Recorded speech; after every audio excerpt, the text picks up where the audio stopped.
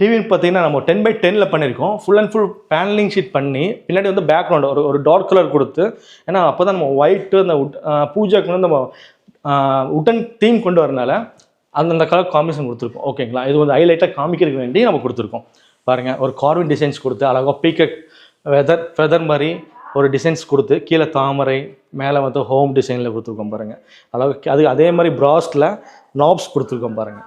இங்கே பார்த்தீங்கன்னா நாப்ஸில் வந்து பிளாக் கலர் கொடுத்துருக்கோம். ஏன்னா இது ஒயிட்டு இல்லைங்களா, ஒயிட்டுக்கு அந்த பிளாக் கொடுக்கும்போது ஒரு அட்ராக்டிவாக இருக்கும், கொஞ்சம் ரொம்ப கான்ட்ராஸ்ட்டாக இருக்கும்.